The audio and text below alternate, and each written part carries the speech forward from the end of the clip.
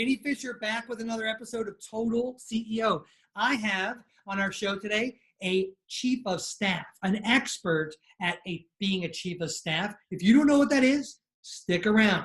Listen, folks, I say all the time, if you want to have 1 year of prosperity, go grow a crop. If you want to have 10 years of prosperity, grow a tree. But if you want to have 100 years of prosperity, you need to grow people. And what our guest today does is talks all about people, about being a key person, how a chief of staff works, how the heck you work with one if you don't have one, and how the heck you work with one in and outside of your building. Does that sound like a fun topic? Well, if so, I've got Maddy. Maddy, let's say that, is it? It's Niebauer, yep. Niebauer, awesome. I got it right on the first shot. I'm a name. I'd hate to be calling you Neber on the show. It's Niebauer. Well, Maddy, welcome to the show.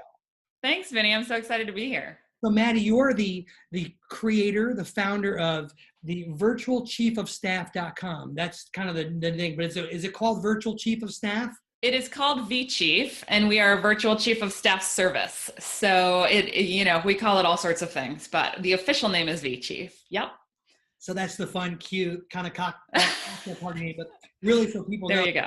A virtual chief of staff, right? Right. So you can find us at virtualchiefofstaff.com. That's our website. All right, yeah. Cool. So let me ask you a question. What the heck is a chief of staff? It's a good question. A lot of people have that question. And the thing about that question is it's hard to answer because it looks really different from sector to sector and organization to organization. So people have mostly heard about or seen the chief of staff role in the government, right? Or watching the West Wing. And so people have this image in their mind, oh, that's what a chief of staff is. Right. There's really lots of different sort of types of chiefs of staff. And they play a different role in different types of companies. And I think, honestly, that's really by design because the chief of staff's role is really to support the leader that they're working with. And so depending on what that leader's skills are, and in fact, the areas that they're sort of lacking and need more support in, that's why it looks very different from organization to organization. But there are some similarities. So let me talk you through what those are. I don't like the term assistant. Yeah. Like personal assistant or secretary or administrative assistant, not because of a sexist thing or not because of old school. I hate the term because it sounds like somebody who's doing the laundry and waiting to be told what to do. So at a minimum, the only thing I will even tolerate is the project manager of the executive department. But here's you have even made this better. This person I think we're talking about is the chief of staff. Right. So it's interesting, actually, and we can jump into this in a minute, but I see what is typically seen as an executive assistant as a little bit different than a chief of staff. And we can talk about some of those differences.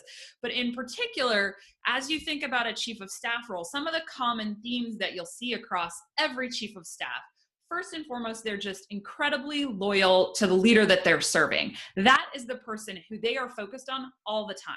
So one of our core values is servant leadership. They are always sort of in the background, not looking to sort of put themselves on a pedestal, but really put their leader on a pedestal and help them grow and be in the forefront. So that's one common theme. One of my favorite quotes. Yeah. It's something I live by.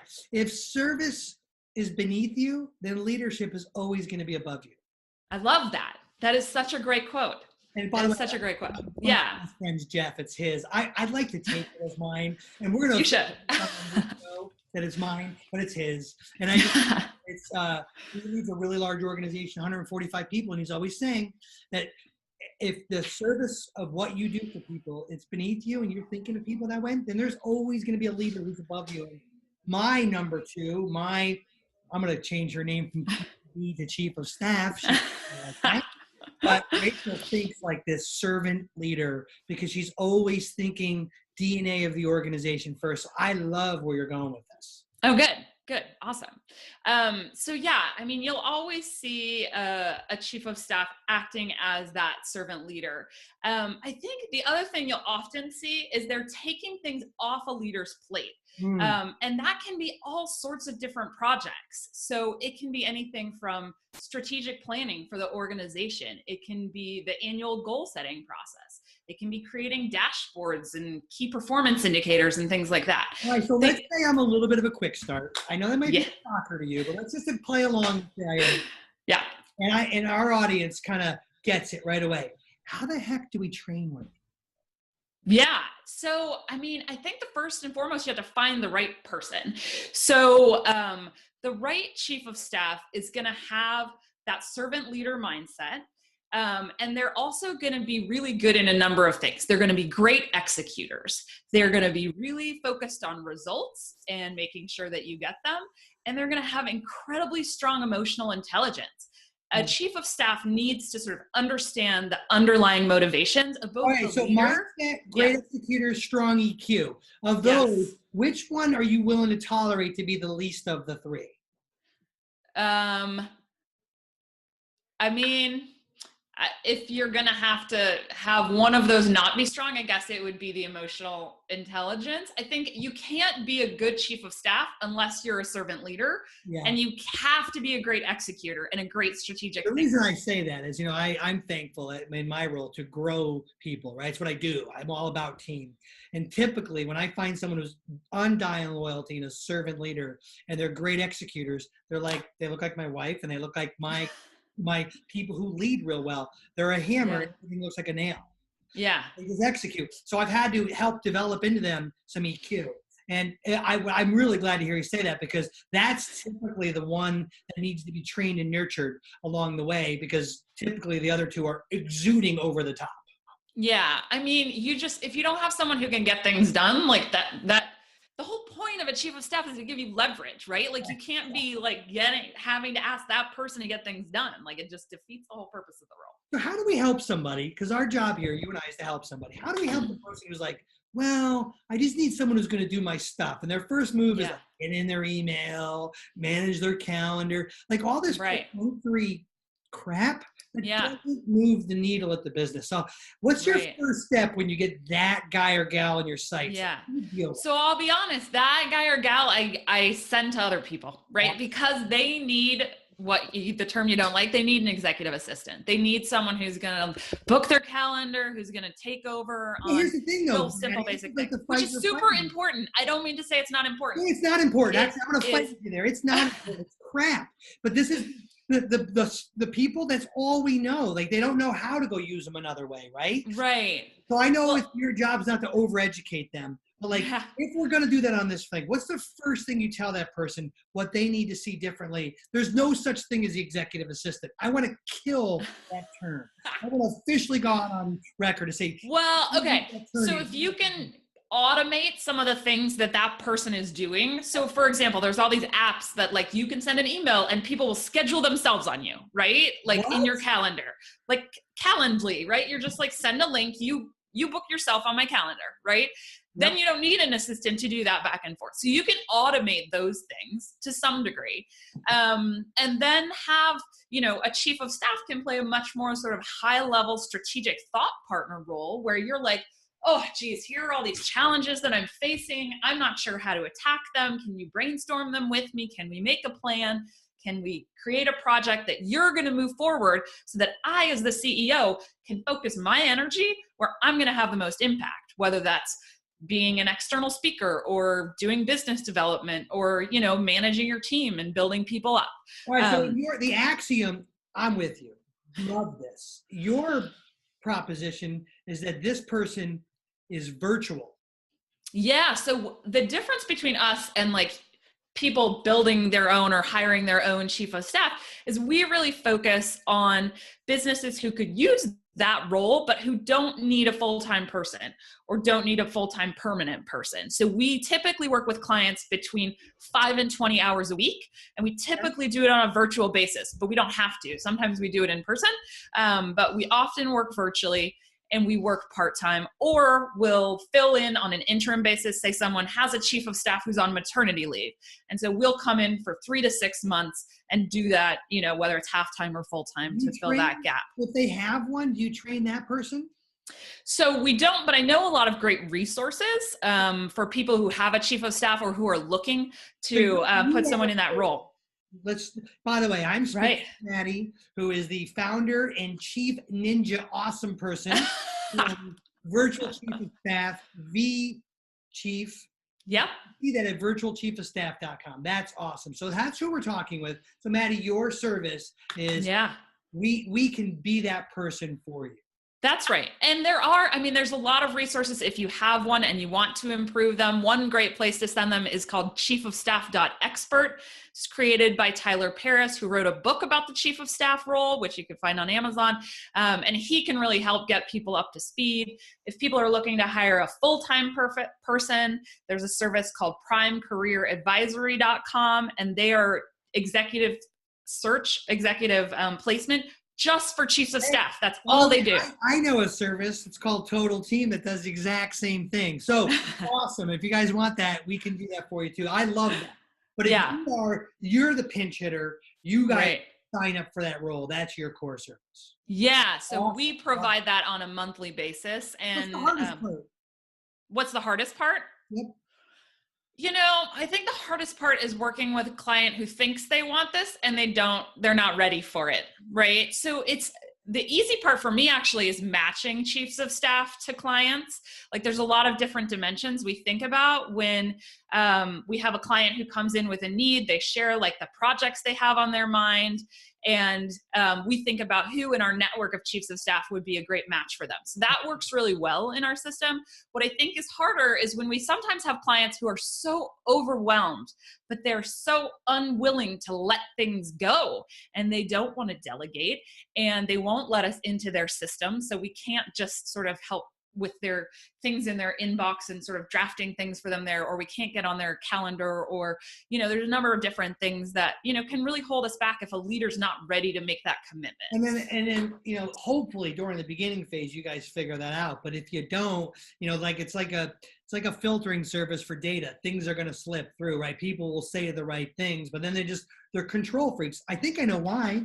On behalf of the control freak club of the world, we don't think anybody's going to do it better than us. Yeah, it's true. And I personally, as a CEO, have a hard time letting go of certain things. And I keep thinking, oh, I should let someone do this. And then I'm just not ready to let it go, right? So I think you have to just think about in a meaningful way, like which pieces can I let go and should I let go of, right? There are lots of things that you shouldn't let go of because you're the best one at that. Yeah. But every single one of us has a pile of things on our to-do list that don't move because we don't want to do them or we don't have time to do them, but they need to get done. And so I think the question here is like, let's just have someone come do them for you. Plus, quite honestly, I love what your business stands for because, helping leaders get a little bit out of their own way. You're not going to be a company beyond you unless you learn a little bit to get out of your own way. And so you just do a great high paying job at best, right? You're a solopreneur who is disguised it with people around him or her. Like you're not truly building something that's bigger than yourself if this person cannot get their handle around this. And so let's go back to the part, chief of staff. I think everyone loves this idea. By the way, I love the terminology. Can't believe the government's ruined it. This isn't person. So I'm going to help you make this thing more relevant to the business world. Now, question for you. Yeah. How do you help somebody overcome the gap of in the office versus virtual office? Yeah, it's tricky. And I think a lot of the economy is dealing with it right now because more and more of the economy is becoming virtual. And I think that's really the future of work is people are not always going to be sitting in the office next to each other. And I think there's a lot of benefits that come with that. And I think there's a handful of challenges that come with that too. So I think one of the things that our clients appreciate is that because we're virtual, they can work with any of the chiefs of staff in our pool, whether they're in LA and this person's in New York. And that just gives them an ability to be matched with a person that's the right fit for them, whether that's because of their work style or their industry background or their functional expertise. And so, but again, it does come with challenges. And I'll be the first to admit it is always easier to work with someone who's sitting right next to you. And you can be like, hey, Bob, what do you think about this? Right? And so what we try to do is create virtual systems that can help be that same, like, let me pop over to your office and ask you a question. So we recommend using Slack or other sort of IM systems. That works really well. We also use Zoom. We love Zoom. It's an amazing video platform. We do almost all of our calls on video calls. Seeing people, even if you're not face to face, is so much better than a phone call. I mean, this is one of the only ways to really overcome the gap of you and I not sitting in the same room, right? I can stare, even though it's weird, I got to get used to staring at the green light. Like I'm really talking with you, right? When like, right. I feel like we've had a better relationship because we can do this. And so both of our brands where we provide virtual services in our, fully total and total team, this is the biggest friction we got to overcome. One of the things we do, I don't know if you guys do this, but we'll serve in that, I guess I know you don't, but we'll serve in that role, and we'll also train someone internally to help overcome that friction. Do you ever have to deal with that person? Because somewhere along the way, I'm going to be like, well, Maddy, this is great, but am I going to be with you forever? Yeah. Yeah. So it's interesting. I mean, we've definitely had situations where, it doesn't feel like the right match, right? And that's really tricky. But I'll be honest, that almost immediately within 2 weeks. And the great thing about... Let's hit the pause button. Did you hear what you said, everybody? Listen up. This is true, whether it's a virtual a chief of staff, whether it's total team member, whether or not it's your in-house person, faster. You do. Leave. And you know what? Stop hanging on. There's only been one documented resurrection. The rest of it's all copycat. There are no resurrections. It doesn't. It's so true. You just know. Right. Yeah. And I mean, we're fortunate to have an amazing pool of talent. And oftentimes it's not the right fit, not because the person's not a great talent. It's just that it's a mismatch, right? Like their work style doesn't work with the leader that they're working with. And so they can go work with a different leader, and we can find someone else from our pool of talent and fix that problem immediately, which is just a great solution. Right? By the way, we are with Matt from virtualchiefofstaff.com. Go check her out. Not only is she super cool, she's the chief ninja over there. You can find out some things. She also, for all of our listeners, at /total CEO, so virtualchief.com/total CEO, she created a page just for you with some goodies, some stuff in there. They can get a hold of you directly on filling in something and talk to one of your team. And exactly. We can do a free consultation, tell you more about the role. There's a lot on our blog. If you're thinking about a chief of staff and you're not sure if it's the right fit for your organization, it's a great place to just go learn more about it. Love it. So go to virtualchiefstaff.com and figure out some of that stuff. Now, Maddy, we're business owners, right? So what is the hardest part in growing your business right now? Right. So there's definitely a couple of things that have been challenging for us. Surprisingly, one of the easiest thing has been finding talent. I think because finding a virtual part-time job is really appealing to people. That's been really easy for us. It's been a little bit. Yeah. I'm so glad you said that. My organization is built off this concept. I think people are afraid out of their mind. They don't know how to look. But as the chief evangelist, the easiest part of our job is finding. Yeah. Right. The easiest part. Like, folks, hear what she just said to you. Please, finding people isn't the hard part. No, it's really not. It's really not, especially in this world where you're open to working virtually with people. It makes a huge difference. You have a much bigger pool, and the people want that flexibility. Now, it's hard to know how to look, where to look, what to do, what structure to have. That's why our entire organization, a total team, exists. I get that. But they're there. Yeah, exactly. All right. So what's harder? I think there's a couple things that have been hard. One is finding clients and just sort of spreading the word, right? So business development, I think most new businesses spend a lot of time thinking about business development. So that's, something that we're always thinking of. The vast majority of our clients. On that part. Yeah. Have you started to dial in like who your ideal avatar is? Yeah. So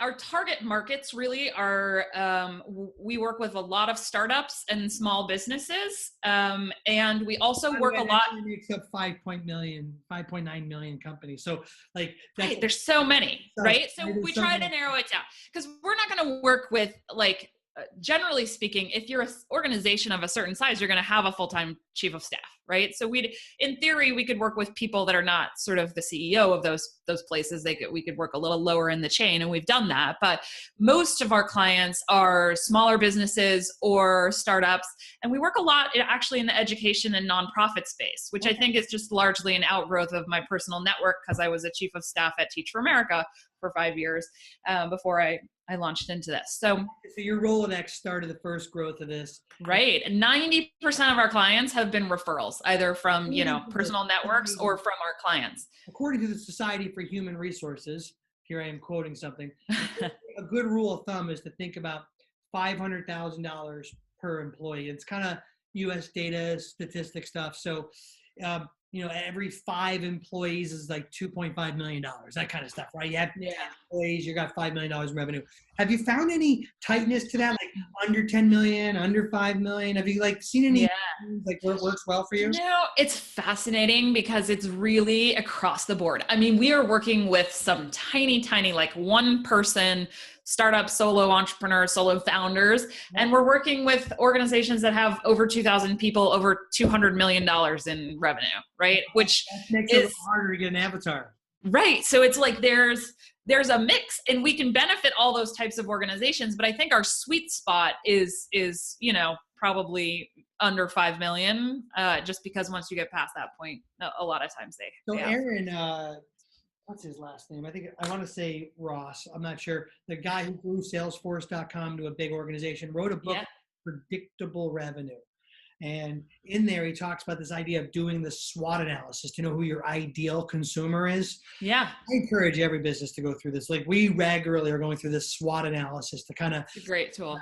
Yeah. Who that person is. Because the more you can target your messaging to that person, you're going to get the outliers. And I consider the 2,000 person organization and the, whatever that is, those are outlier organizations that you'll work with when they come to you, kind of like that. Right. So you're not like seeking them out. But to really effectively allow awareness to be real, you have to be able to talk directly to that kind of ideal profile. So on that awareness thing, like, here I am giving you some love, but I'd encourage you to really tighten that up. The more you do, I say something all the time, if you can niche down, you'll scale up. Yeah. And I think Aaron says, get a niche to get rich. Yeah. What he means by that is the same thing I'm saying. It's you just tighten who you're talking to. So totally. Started out their whole journey. They were going after like big companies, and they were like realized they needed to be under 30 employees. And once they figured out tech under 30 employees, now the story is written that they're like this big super sales CRM. Whether you like them or not, I don't really care. But the story speaks relevant to that SWOT analysis. So when you speak about awareness, that's the job CEOs we need to do. It's like we're the only ones who are going to do that work, by the way. You can't have the chief of staff or anyone else know who the real profile is. So I'd encourage you, Maddy, to really, really dial in on that. Yeah, that's a great idea. All right, what's the next one? Since we're challenges? Off of my own. I think one of the other challenges is we're a little too good at our job in terms of matching people, and we work on a contract basis. So we have had clients who have then decided they love our person and they want to hire that person. Yeah. And I think part of that challenge was we have a conversion fee because we know sometimes that makes sense, and that fee just wasn't high enough. And probably we weren't setting expectations right in the beginning with consultants and clients to the fact that was sort of happening. So, I think it speaks to the skills of the people that we bring, but it's also like not a sustainable business model if that's not what you're looking for. Actually your person being your team member and not theirs? Tell me more about what you mean. Well, the lawyer in me can't help but like see the obviousness here. Like, you have some intellectual property, and one is, that you've built this, virtual chief of staff. It's got great terminology, exactly. Mm-hmm. Not sure I'm in love with vChief, but who cares? I love the rest of it. I think it's awesome. It speaks for exactly what you do. Well, you're nurturing and growing these people, which is a form of your assets are your people. And so one of the things you could do is have a vendor relationship with your clients. And if they want to go outside that vendor relationship, not only is it a break fee, but there's a contractual obligation where you don't always have to let your best people go. The risk of breaking up with you is that they lose working with one of your best people. And so, I have our best people inside of employment agreements or contractor agreements, or because I've really worked hard to train them and keep them in nurture. True. Yeah. But Yeah. it's a pain of disconnect. If you stop working with us, Rachel doesn't leave my organization and suddenly go start working with you. It's a pain of disconnect. So yeah. Another thing, as you grow up more leads, you might want to consider some pains of disconnect. That one of them is just you lose the person. Yeah. Yeah. That's a really interesting point. I'll have to think about that more. Yeah. I mean, there's no one size fits all, but we have this thing in the service world that we think like the client's supposed to get everything, like also pillage our cupboards. Well, wait a minute. Why are you virtual chief of staff? This is our business, right? Right? Yeah. We can take that conversation offline if you ever want to, but I would really encourage you to look at your team as you build your team. It's one of the biggest assets you have. And so absolutely. It is our biggest asset by far. Yeah, I mean, you might have other ones, but it's probably your biggest one. And so it's my biggest one. And people always say, man, you have a great team, better team than you deserve. And I'm like, you're probably right. But as soon as you said that, I got all this friction about, wait a minute, why is client 132 get to take one of my best people just because they like each other? Well, if they like each other, then you just keep paying our invoice. Keep working. Let's go.